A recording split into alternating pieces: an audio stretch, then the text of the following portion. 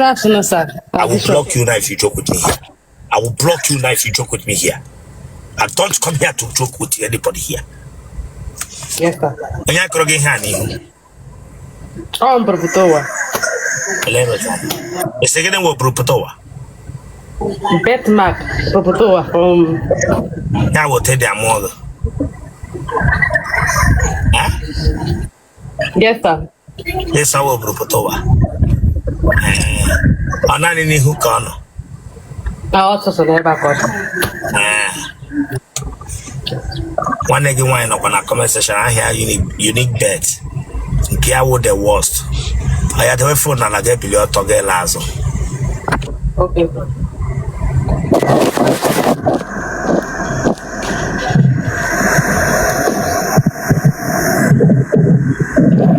Anas of man, I got a mamokana. I got a mamokana. And the roast you will do any hugina. Lanas of man. If I was a fish, I told that touch. I got a mamoka, told that touch. If I was a panty roast, I got a gani huna, so Brupotoa. Mumalagan Katena. Munopatina. If I want the roast, get Gabia, Amagamoka. Don't know. What I reverse it, yeah.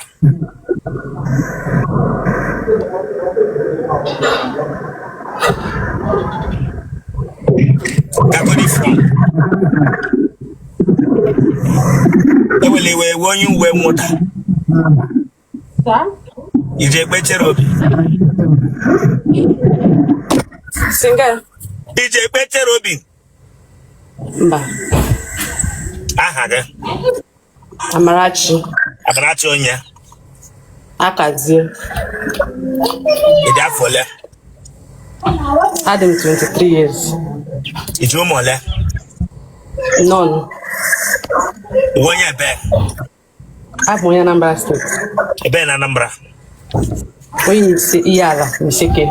A ben here, you shake it. Onyamudo. A garola aquamatu. Sir? A garola aquamatu. Ba. Get a canano.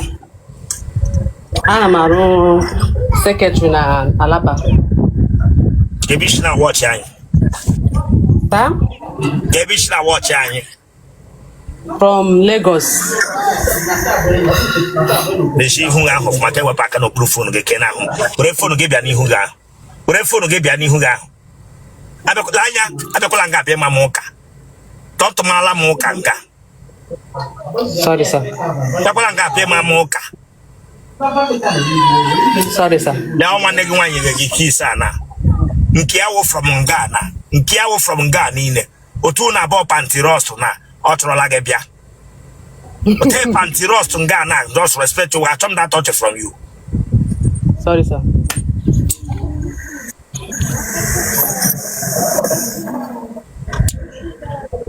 Am I like Rishi? Yes, sir. Nigga na godendo. Mba nna m anwụọla bụ nne m ka dị ndụ. Na ndo gịnị gburu nne gị nna gị? This thing, liver. Oh, liver. Liver ya with a problem, so. Liver contract. Mba, sorry, sir. Ele, oh, na ndo. Jesus. I didn't get it. Eba hero ọrụ. Oga na akwụkwọ ụlọ nke ibi ka nwere ndị na-akwụrụ ụgwọ ụlọ nke ibi. How much my sister na akwụkwọ ụlọ?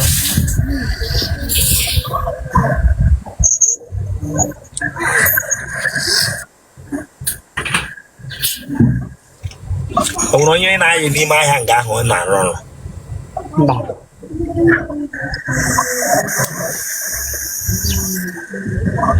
Ị na-eme nwaanyị na nwaanyị? Mba. O nwere onye agụrụ gburu na family nne gị na nna gị? Ụdịrị nke adịrọ. Auntie Ross, I told that touch him. Do yes or no? I don't like that smile. Sorry, sir. Otekwe ihu atiros onya ahụ marachi. Njọ ga-achụchụ ga dị serious Samia. Don't come here get where atiros to ga bịa atakasị mezenga. Oya nrota. Not like that. Not to go assassin. Yes, sir. I bet you can the mother who bring out that question about it.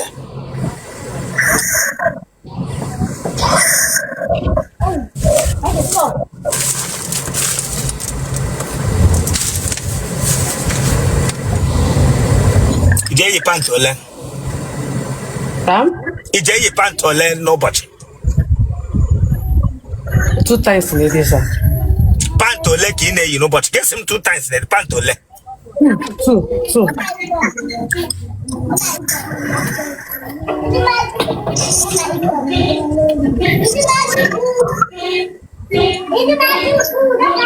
Abrogano.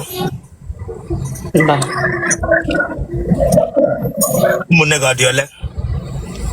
I the 6 girls, 1 boy. I want yara bagana family negi mon nage. Mba. No one embe side. Mba. Okay, kogala gembo. Onye? Okay, kegesi monye. Okay, kogala gembo gesi monye. Mba. Onye obi ogbala gị enyi. Mba. Ụmụ nwoke letra la gị. Chọsi bụọ. Mmadụ ebu a lee mere gị na ha ebi ọ gị gbawara ha obi ka ha gbawara gị obi. Ọ ha gbara m obi. Eleghị mere eji gbawa gị obi. A na-achụta nwaanyị too much. Wee wudezie ha. Wee nọzie onwe m. Ị eji okpu ata. Sam? Ị ga-ata with ka without.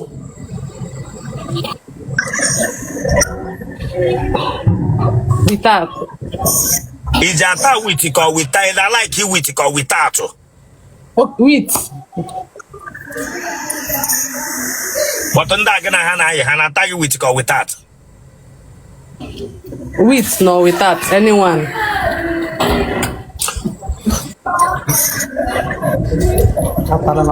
Atawa gị eji anyụ. Hey!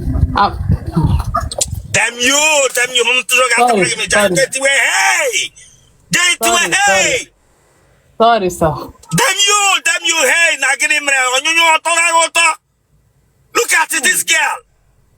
You get people, hey!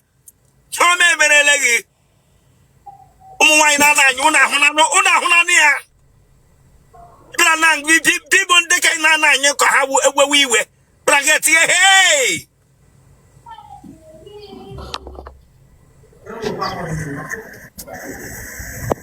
Ebi Daniel Winnet, aya.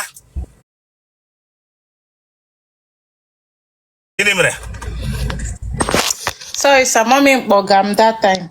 Then get caught on my interview. I'm very sorry. Let me tell you now. Listen to me. A man that need ready for marriage, don't bother. Go and look for your husband yourself.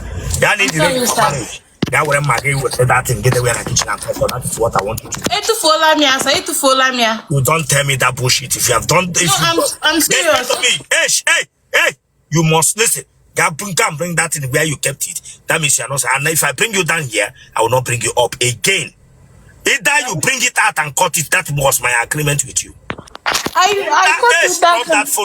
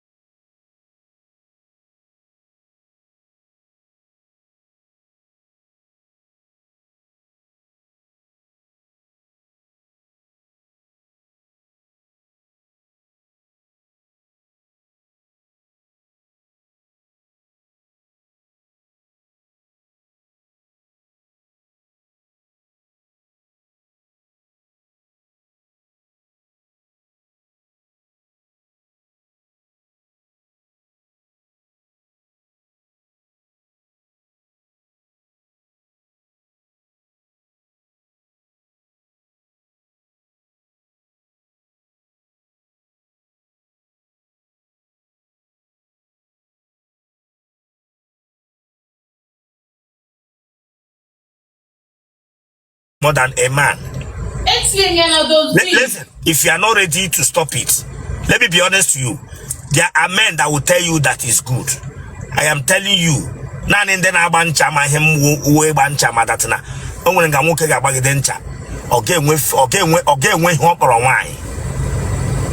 is what that thing looks like. And when value again, whenever one I am telling you. So whatever my cut what that is now, don't waste my time, please. Start cutting it. And I cut again a gromegu. And I cut again a gromegu. Cut off mana gromankwa.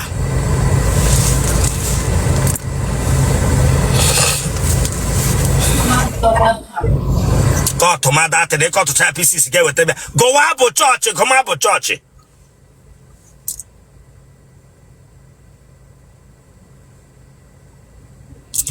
I say drop it where you will cut that thing, cut all that thing of my Gakumana church. You will take a Boramu alone garbage. Oh, you got the court. Go with a hedge, a pen, you want a blender. Mba, oh, Quadiro. I cut to my that in the way and I flung down cut me. Oh, the hard. Cut all that thing, like I can bring that. I want to hear something now. Oh, yeah, the channel, like Yedika, iron, or ya cut. Let me be honest to you, I've seen people that have come here and they have cut it. Oh, think all the different types. Oh, yeah, we're equal. Tea and equal, so me and equal. Oh, yeah, bring equal. Now go to kitchen, bring it. If you're not ready, I'll bring you down and I'll block you. I'll bring you down and block you. That means you're in a use here. Don't joke with me here.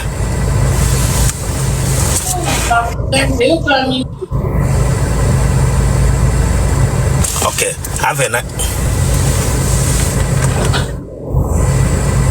You will say by the time I'll block you. I give you only 2 seconds. 2 seconds. You come back and give TikTok here.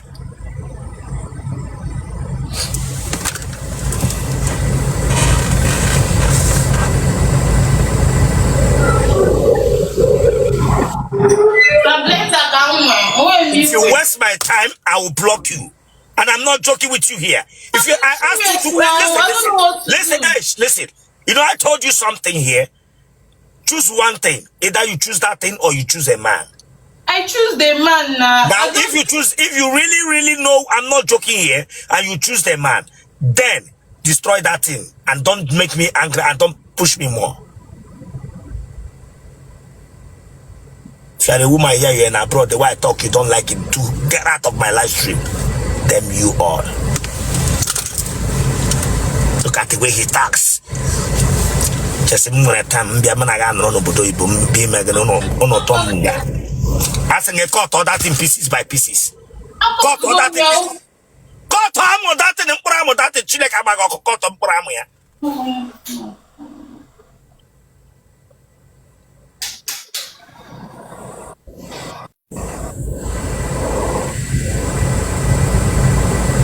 How can you keep me here for hours? I'll go back up with your life here. I'm where camera guy who worry about to win run fast. We got to get bigger too for that thing.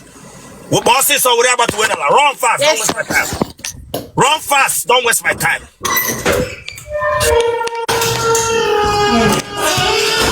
Don't waste my time now. Just inga bagi hige me now. Never. Run the time, what we had asking. I say wrong, worry about to win.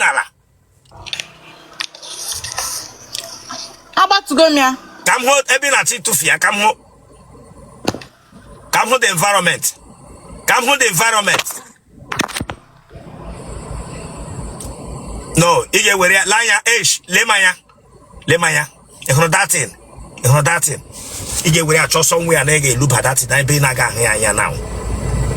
I to go let me outside. What is nanny? Why will you be telling me lies now? Why are you lying? To follow me. Come here, okay, the way for that would show me the floor where you are standing. Show me the floor where you are standing. Show me the floor where you are standing. Nah, so nah, the able no.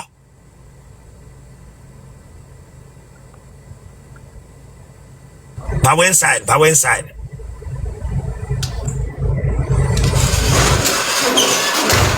You furious to do that in a way? I'm sure, sir. If you sure you look for that thing. Yes, sir. Let me tell you something. I'm not telling you how to live your life. I'm not in charge to tell you what to do with your life. But him now working now. You got that? Yes, sir. Now we put on camera and Anagana. We put on camera and Anaga was like this. Yeah, with the camera, where him Nanaga was run like a slippers. Don't try it here. Now, a woman agwagin here, if you want to continue using it, but him agwagin now, Omagaho. I'm telling you, when did you start using it? How many years now? No, 2 months ago. Just 2 months ago, and somebody introduced you to it. Yes, sir. I saw it online, so I bought it. Okay. Then you used the anabali before chair about this morning. No, sir. I used Vemia for a month now. Better for you. I have a friend in there that thing in now. Also the order of that thing alone. Do you understand? The order alone on it. Talk less of more now a room in your body. I'm sorry, I'm not to tell you what to do. You have your life to live. I gave you 2 options. You choose one. Congratulations. Your genotype. Hey, sir. Blood group. O plus. Call your number. 081 40 28 92 14. Any mugu poroge saying like you don't mind that foolish man or a local man. What that mugu? Because most of them now abroad get making courage. No, when you home. In our what that mugu? That spiritual wala shibeni amo spiritual motrana kando budo yibo. Actually, GBA impart in you. No gay sugi. In an hand wage. Yes. Eh? Congrats. Yes, thank you very much. Bruno Biniha Nina Mereba Gabadi Hakodum. Nganiru.